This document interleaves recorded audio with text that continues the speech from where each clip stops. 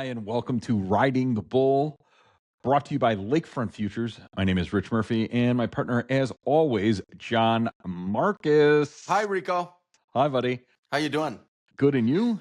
I'm fine. Did you have a nice day today with Yeah, these it was markets? really wonderful. What was your biggest issue today? What was your biggest takeaway from today? Yeah, probably the biggest takeaway is the people in the office are amazing. Yeah, that's for sure. Especially Joey Bags. Yeah, our producer, Joseph Q. Bags. Yeah, He's amazing. He was amazing today. What? That was purposely done because of young Joseph. Oh, yeah. He's the best. He actually is the only reason we can actually do this. So thank you, Joey. Technical wizard. Yeah. Yeah, exactly. Yeah. Magic man. Yeah. I thought grains were very quiet today. Yeah. And very directionless. And I feel like corn just wants to explode. But it cannot get through this 430 ceiling. It's just impossible. And I don't know what it's going to take. And everything I read, and I was reading to you earlier that this finishing weather has not been great. No. Yields in high yield areas traditionally are not as good as what's been expected. Correct. What did I tell you? In St. Louis or that St. Louis region, they hadn't had rain for 48 days. Yeah, central they got some in southern Illinois, parts of northwestern Illinois as well. And then, looking further, Nebraska was kind of like an outlier. Nebraska I read was doing okay. Yeah, that's what I'm saying. Like it's it's the one that's doing okay. But then you further go, like Iowa is kind of dicey. And then I talked to a couple guys out west today, and they're you can kind of add into that group of not so well. Once again, I have a feeling this is going to be like a repeat of a couple of years ago where here we are almost getting for them to start pulling stuff out, and they're saying, at least from just an eye looking, that they don't think that it's going to be as good. Now we had conversations like this years ago where same thing heading in the harvest, and then you have a conversation a week or two later where, hey, it was a lot better than we expected. Obviously, if futures market corn, D's corn that is, trades over 430, that's going to probably trigger a lot of cash sales, not only here but also in South America. So I'm thinking that number is a lot bigger than we're probably giving it credit for. And I really want this thing to kind of take off, but once again, just like you said, really kind of rudderless, lower volume, not much going on. I don't really like days like that, especially going into a weekend. But now, once again, next week, end of month and a quarter. So, here we are. Yeah. And, the other thing, and I never know how much water this holds these days with, mobile apps and whatnot. It's always quiet when everybody's in the field, and everybody's in the field. And that's just how it is right now. And the fact of the matter is, like, looking at some of these technicals, and I'll keep this brief. These corn closed over the 100-day moving average, settled over there today for, well, I guess the second time this week. And you use the word rudderless. I would absolutely say that with the beans. I think at some point when you start to see these numbers coming out of the field that we're talking about, that may be when we start to see a little bump in this thing. If you don't see a technical rally, it may just be off these numbers, and that might not be until Christmas time or even after the New Year. So let's see what happens. In the meantime, it's a very sideways market. Everybody's looking for a reason for this to rally, but that doesn't necessarily have to be. So I guess we'll see what happens here. It'll be interesting, like you said, coming into the end of the month. I don't know what you would cover. Are you covering your longs or your shorts? You're right there. There's nothing to it. That's a great point. I don't know. That is kind of interesting. I don't know what I would think cover your shorts, but who knows? Yeah, who knows? We talked about this a while back, and I think this kind of needs to be revisited. When we talked about this, we were talking about going back to the 80s where grain market kind of fell apart from a pricing standpoint, and you just never saw it. So a lot of guys were keeping everything in the bins, and they kept it in there for months, a good 9, 10 months. Yeah. And I don't think that might be a bad idea Yeah. here. And this kind of goes into beans as well. So if China doesn't come in when this, I think it's like 6 weeks away for supposedly this tariff negotiation window to close. And if Mm-hmm. they don't have something, they're going to probably try to buy every bean South Mm-hmm. America has. Mm-hmm. And here we are, um, nowhere to be, to sell any of this because our, one of the biggest buyers, 62%, is China. So I look at it from a standpoint where what's going to happen. There's a lot of what ifs, and it could be wild, crazy theories. But then you look at your charts, and things are still, even though we had a little bit of a bounce, in a sell mode. So Yeah, you mentioned that China deal or whatnot. I feel like yeah, it's a lot of posturing. You saw the market a sell lot of off political of stuff. Yeah, no news the other day, or yeah, no deal, or whatever the case may be. But right. it feels like a play. You know what I mean? And it's like Mhm. one of those things. They'll play it out and play it out, and eventually at the 11th Sure, hour, something gets done and the market absolutely. explodes. But those are usually shorter term situations. I wonder what Yeah, will happen. But I do think you probably are going to see this market bought cautiously. Uh, good word. and that's just how it ought to be at this point. Right. So I guess we'll see. Let's move Yeah, over to the cattle for a second. sure. Real wild week. I mean, we got Very. pretty bullish cattle on feed report, or at least steady as she goes. And Yeah. Monday was off to the races again. Yes. And all of a sudden, you just sort of stopped and you came off these next couple of days. And it's Yeah. funny because, without really looking at this market really has sort of found a range, at least in the D's, at 236 to 233 or 232 even. And you're sort of bouncing back and forth. But you had mentioned something to me earlier. Yeah. You had heard some cash and news. these are, straight from the field, like me and Yeah. our guys. Mm-hmm. Two small cash sales in like southern Kansas, Mm-hmm. 235. Okay, Which, that's if you right look in at line. it, that isn't a terrible number. I know that it's lower than last week and maybe in the beginning of this week. So once again, here we are. I know that when we talked before, we were looking for cattle to kind of move higher, Mm-hmm. cash that is, in the area between 250 and 260. Now, I don't know how aggressive that's going to be, but if you start looking at it from a standpoint of where we are in the calendar year, you're going to Mm-hmm. start to, after you get past October, then it's, holiday season where you kind of see things pick up a little Mm-hmm. bit. But I still think, excuse me, Packers are still paying a premium to Mm-hmm. keep cattle around, even though they are not moving. I know the kills are down this week, as Mm-hmm. well as some of our placements. So let's go. I And wanted to read you something. That's why I sure. was looking Yeah, down yeah, yeah, just yeah. now. So remember there was this, like the USDA Secretary Brooke Rollins came out and said that they were going to do all this rancher incentives and disaster relief and Right, right. try and kind of prop up the herd here with some Yeah. biogenetics, et cetera. And then the very next day came out and debunked the entire thing. Yeah, I And so saw I don't part know, of like that, even that and I'm is like, it's yeah, kind of like okay. where there's smoke, there's fire. And Yeah, I don't know if they were ready to release it or maybe that got leaked or whatever the case may correct. be.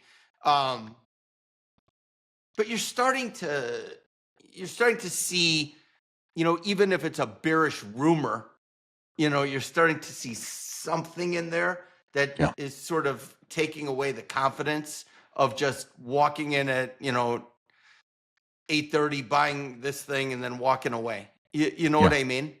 Totally agree. And so now and again, the last couple of days, it was kind of, it's finding a range. We talked about this earlier. It's always going to be, it's always going to be somewhere, whether it's $75 to 85 or 180 to 190 or wherever we are, currently like 230 to 240. There's always going to be a range. And we're just at this higher end. And until you see numbers, and we didn't see them last Friday, right?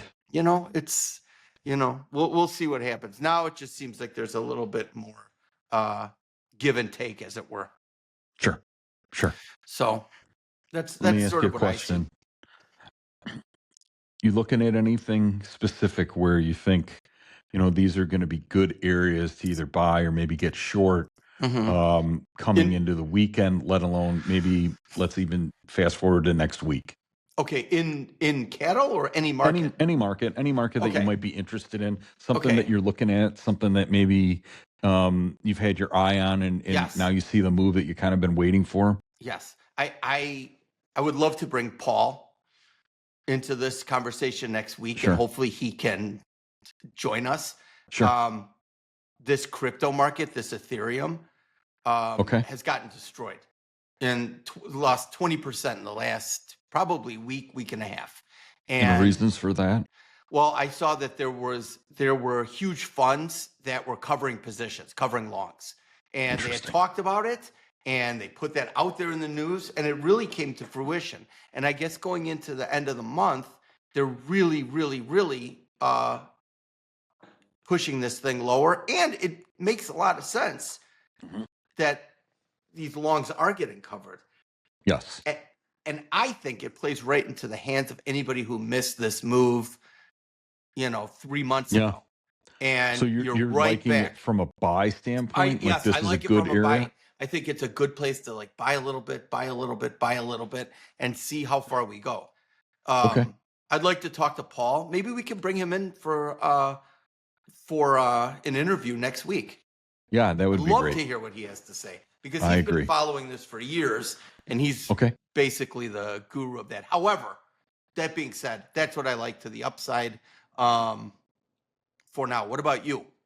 What are you looking at? I'm sticking with my guns, and I'm still very interested. Even though we've had a couple of down days here, that doesn't discourage me at all from staying long or continually to get long cattle. I'm still a big believer that this thing has more room to the upside. I believe we talked about this last week or the week before, pertaining to, if you're looking at it, like a chart, cattle has gone basically straight up for the last 5 years. Yeah. And it makes sense. So, yeah, it makes total sense. So I'm staying with that. This isn't really anything like, wow, that's, really going out on a limb. No, it doesn't have to really be.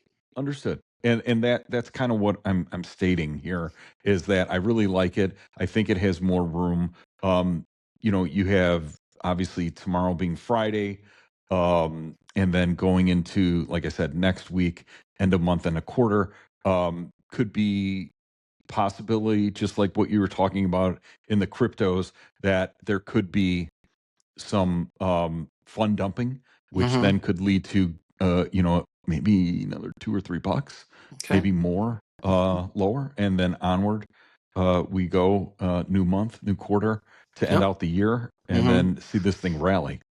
I love it. Yeah. Can I say one quick thing that I've been thinking about driving in today? So we're coming into the end of September, beginning of October, as we all know. And, it kind of struck me from a little trip down memory lane to 2008, when, everything had rallied and we were so strong. And then all of a sudden, that first couple days in October, and everything crashed, and it was a disaster. And do you remember that? I mean, obviously. And, obviously, I'm not saying one thing's going to happen to the, or another, but, it's just so funny. These end of quarters into the fall, I'm always a little leery with all this stuff. And it's like, everything's been so good and strong since, that, disaster in April with the tariffs. and we came back so strong. And I wonder if do we have the strength to keep it going into the end of the year, or are we going to have a little bit of a pause here for a month or two, and then have that Christmas or Santa Claus rally? What do you think? I'll wrap this up and be really quick about it. Okay. If there is going to be any type of I don't want to say a lull, but at least a little bit of a break, a little bit of a sell-off, I do think that there's going to be enough strength. I think the strength has kind of been tampered with, and the brakes have kind of been put on. I don't want to say this is like a runaway train kind of being held back, but I think the economy and our markets are a lot healthier than our numbers here have been given. So I do think that if there is going to be any pulling back of the reins, I do think that's going to be short-lived, and then it's just going to take off. And now that could be in through the holiday season. So I'm talking, November, Dece, and then after the New Year, and then here we go. All right, let's see. What do you think, Rico? I'm sorry. What do you think this guy would think of all this stuff? Yeah, that guy. Well, you know what? That's a great point. I really like that guy. He's amazing. Me too. I love that guy's guy. hair. I do too. Just so everybody understands, Jon is an elite player, expert in fantasy football. Oh wow! He's in multiple leagues. I think it's 17 against this year. Against my will. Whatever. How'd you do this week? Called a friendship tax. That's why. I don't. Whatever. Oh, I won this week, didn't I? Yeah. And then I won. Do you have a lot of predictions going into the weekend? Is it more winning? I mean, I'm going to win, like fantasy wise. I mean, I have to be confident. I have the best team in this league. Do you need to go to the whip? Or are you just gonna guide them home? You know what? I've got my starters. They're very good. I don't know who they are because I can't remember from league to league. No, I'm too confident. Much. Right. Yeah. Can we? Kind of like our friend Joey, the producer. He's a juggler, just like you juggle lineups. Yeah, that's true. It's just hard to remember. I didn't have a kicker in a league last week. Whatever. Who cares? It's just I'm getting. I only have one guy I started in my whole league. It's just Cam Scadaboo. It's the only starter I have. Everybody else is on the bench. You know what we actually do have to do? Yeah. One way or the other. Make a bet right here, right now. Okay. Whoever has a better record at the end of this season, gets a Cam Scadaboo jersey. I love that. Can we do it? Can we make that bet? If I lose, of course. Whoever the loser is, whoever has a better record in our league. Hamilton, because that's supposedly Wow. I'm not into that either, but made a bet, with the produce. Okay. All right. So. Well, I think we've got our work cut out for us on that angle. I agree. All right, guys. Thank you very much, again Rico. for tuning in. I am Rich Murphy. That is Jon Marcus. You have been riding the bull by Lakefront Futures. But hey, you know what, guys? Let me do it. Go ahead. You have to subscribe, like, comment down below. Wait, hold on. And comment down below how great this was, and it will make things so much better for us. Rico, do it the right way. Okay. Check this out. Hey, if you guys like the content you're seeing, please like, subscribe. Also, comment down below. Tell us what you like, what you don't like, what you are thinking at, maybe markets that we're not following. Yeah. Please do that. Also, do us a favor. Follow us on Twitter, Instagram, TikTok. Yes. Yeah. At Ride the Bull or Ridin the Bull Pod. Okay? Yeah. Remember, also give us a call. You could talk to either one of us. Yeah. Or anybody else in this office. 312-347-3888. Thanks again, you guys. We'll see you next week. Take care. You.